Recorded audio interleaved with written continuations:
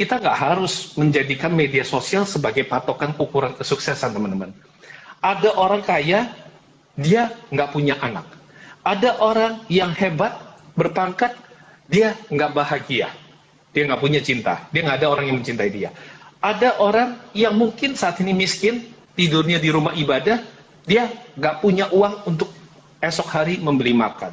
Kebahagiaan orang, sukacita setiap orang, itu berbeda-beda. Kita tidak bisa menjadikan media sosial orang lain sebagai patokan ukuran hidup kita. Bahkan dalam satu hubungan pun, brother, Eriadi dan juga teman-teman semua, pada saat kita itu, kenapa sampai merasa bahwa kita itu ditinggalkan orang? Karena pola pikir kita selalu menjadikan diri kita itu korban. Ketika kita memulai satu hubungan dengan seseorang, please, don't play as a victim. Kamu gak harus mengubah dirimu untuk menyenangkan dia. Jadilah dirimu yang sebenar-benarnya. Kalau memang itu adalah pantas untuk kamu, dia adalah orang yang tepat buat kamu, dia adalah mentor yang tepat buat kamu, bukan kamu itu belajar untuk terus-menerus menyenangkan dia. Tapi kamu justru belajar sesuatu dari dia, belajar akan perbedaan yang ada, dan menyempurnakan untuk saling menerima. Frekuensi kita pada saat kita berhubungan dengan seseorang, itu biasanya begini bro, saat kita suka sama seseorang, tanpa sadar kita itu belajar untuk menjadi orang itu. Kita menuruti semua kemauannya orang itu. Let's say di dalam satu hubungan ya, kita bikin gampang deh, pria dan wanita deh.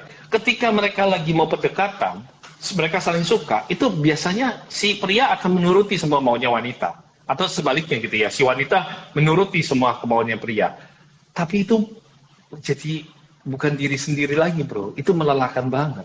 Itu melelahkan.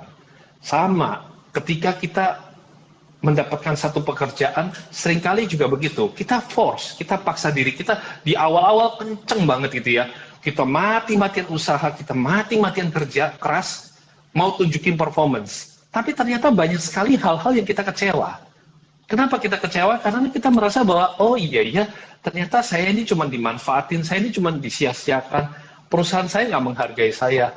Pertanyaannya bro, kadang-kadang kita itu over ekspektasi loh bro. Kita itu menaruh harapan terlalu banyak. Baru kenal, karena kita suka, mungkin orangnya cakep, mungkin perusahaannya besar, kita itu sudah banyak sekali investasi, mengorbankan diri kita sebagai victim, sebagai korban untuk memenuhi kemauan mereka. Sampai kita itu lupa sama diri sendiri. Kita membiarkan sebagai pembisnis, kita membiarkan customer itu boleh semena-mena untuk menawar barang kita. Kita anggap customer adalah raja. No. Yes, kalau dulu banyak sekali istilah customer itu adalah raja. Tapi ingat, kita yang menjual adalah dewa. Customer boleh jadi raja, tapi kita yang menjual adalah dewa. Dewa adalah orang yang bisa memprediksi, memperkirakan bagaimana saya menarik audiens ini supaya tidak nawar. Daripada kamu tiap hari mengeluh, aduh kok Tommy, gimana ya bisnis saya sepi. Tiap kali saya jualan barang ini selalu ditawar, sampai saya nggak berani keluar dari kantor. Saya biarin pegawai saya aja deh yang melayani, supaya nanti kalau sama pegawai kan nggak bisa dinawar.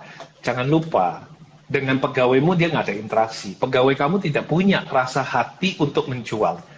Bahkan bro, kadang-kadang teman-teman seringkali ya, siapa yang di sini merasa aneh ya, ketika bisnis saya pegang sendiri, rame banget, ya, omsetnya itu 100 juta. Tapi kenapa pas saya kasih ke pegawai saya, omsetnya turun jadi 10 juta?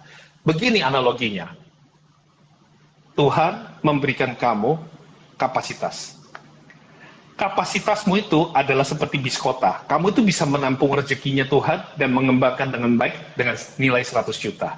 Sedangkan pegawaimu, itu karena dia pendidikannya masih minim, kemampuannya dia juga masih minim, mindsetnya dia juga masih minim. Menurut Tuhan, 10 jutanya dia se-equal dengan kamu punya 100 juta. Maka tidak heran malam ini teman-teman, kalau sampai kamu titipkan ke pegawaimu, usaha kamu kaget. Kenapa omsetnya 100 juta jadi 10 juta? Coba untuk menggunakan soulmu kembali. satu tempat itu tetap harus ada jiwa kita berada di tempat tersebut. Kalau orang bilang semua bisnis itu prinsipnya bisa di autopilot, saya tidak menyalahkan. Saya tidak menyalahkan, bro. Tetapi untuk sampai autopilot, semua tim di dalam itu harus super tim. Kita nggak bisa membuild kita sebagai Superman lagi. We need to build the super team, not the Superman, not the Wonder Woman. Kalau mau satu hubungan itu bisa berjalan dengan baik, sinerginya itu harus kuat. Nggak bisa datangnya cuma dari satu arah, cuma dari kita yang selalu memanjakan dia, menuruti dia. Tapi kita berani vokal untuk mengatakan apa yang benar dan apa yang salah. Kita harus berani meng-chang up. Nah, bicara tentang chang up, nanti Kotomi akan Bro Reddy akan taruh di bagian akhir ya, chang up ya.